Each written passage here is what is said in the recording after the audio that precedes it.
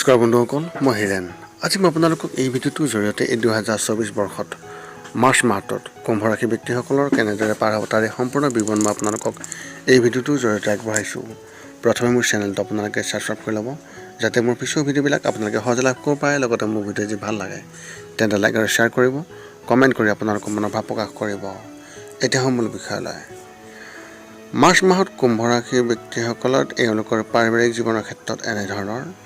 আপোনাৰ পাৰিবাৰিক জীৱনৰ ক্ষেত্ৰত এই মাহত বিশেষকৈ সম্পৰ্কৰ বিষয়ে সতৰ্ক হ'ব, কিয়নো আপুনি ঘৰৰ এজন সদস্যৰ কিবা এটা বিষয়ে অপ্ৰয়োজনীয়ভাৱে সংবেদনশীল মনোভাৱ অৱলম্বন কৰিব পাৰে, যি সম্পৰ্কৰ দূৰত্ব বৃদ্ধি কৰিব।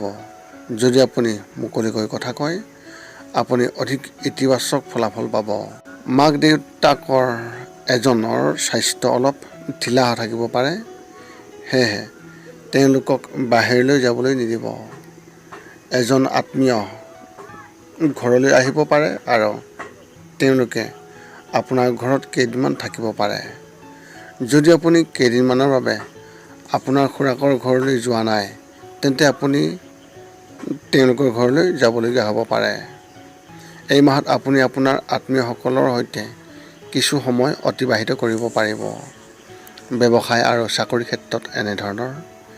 এই মাহত ব্যৱসায়ীসকলৰ বাবে কোনো ভাল লক্ষণ দেখা নাই। মাহৰ দ্বিতীয় আৰু তৃতীয় সপ্তাহত ধনৰ লেনদেনৰ বিষয়ে মুখ্যতঃ সাৱধান হ'ব, কিয়নো কোনোবাই আপোনাক প্ৰতাৰণা কৰিব পাৰে। যদি যত্ন লোৱা নহয়, ডাঙৰ লোকচানৰ সম্ভাৱনা অত্যন্ত প্ৰবল। গতিকে আগতীয়াকৈ সতৰ্ক হ'ব আৰু বুদ্ধিমত্তাৰে কাম কৰিব। চাকৰি কৰা ব্যক্তিসকলে বিশেষ সমস্যা নহ'ব, কিন্তু কেইদিনমানৰ বাবে কামৰ বোজা অধিক হ'ব। আপুনি আপোনাৰ চাকৰিত সুখী নহ'ব আৰু চাকৰি সলনি কৰাৰ কথা আপুনি মনত ভাবিব পাৰে। ইয়াৰ বাবে আপুনি কিছুমান ঠাইতো আবেদন কৰিব পাৰে, কিন্তু তাৰ পৰা কোনো সঁহাৰি নোপোৱাৰ বাবে মনটো হতাশ হ'ব।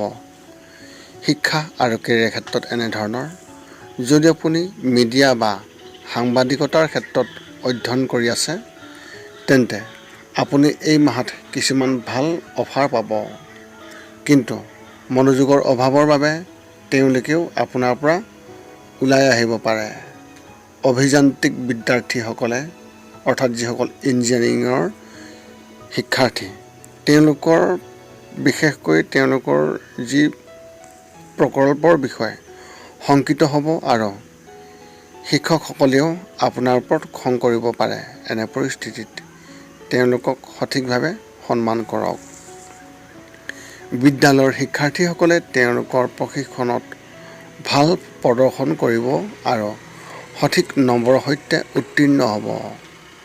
আপোনাৰ ঘৰত তেওঁলোকৰ কামৰ বাবে বিশেষ প্ৰশংসাও পাব। যদি আপুনি এখন মহাবিদ্যালয়ত নামভৰ্তি কৰিবলৈ প্ৰস্তুতি চলাই আছে, তেন্তে এই মাহত আপুনি ইয়াত সফলতা লাভ কৰিব আৰু আগবাঢ়ি যোৱাৰ পথ প্ৰশস্ত হ'ব। প্ৰেমৰ ক্ষেত্ৰত এনেধৰণৰ। যদি আপুনি কাৰোবাৰ সৈতে প্ৰেমৰ সম্পৰ্কত আছে, তেন্তে এই মাহত আপুনি এইটো ঘৰৰ কাৰোবাৰ সৈতে ভাগ বতৰা কৰিব পাৰে। আপোনাক তেওঁলোকেও সহায় কৰিব আৰু দুয়োৰে মাজত সম্পৰ্ক শক্তিশালী হ'ব। অবিবাহিত ব্যক্তিসকলে এজন জীৱনসংগী বিচাৰি পাব আৰু আপুনি সেইবোৰৰ পৰাই বহুত সুখী অনুভৱ কৰিব আৰু আপোনাক সুখী দেখা যাব।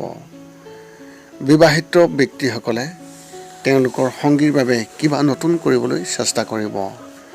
সমাজত আপোনাৰ প্ৰেমৰ বিষয়ে এক ইতিবাচক প্ৰতিচ্ছবি থাকিব আৰু মানুহে আপোনাৰ সম্পৰ্কৰ বাবে বিশেষভাৱে কান্দিব।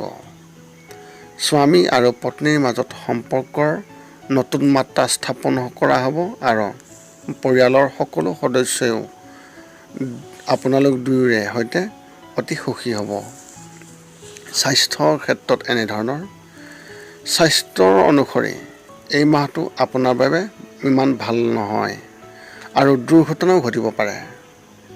কমেও এই মাহত বৈদ্যুতিক বস্তুবোৰৰ ওপৰত বিশেষভাৱে আপুনি সাৱধানতা অৱলম্বন কৰিব লাগিব আৰু সেইবোৰৰ পৰা দূৰত থাকিব।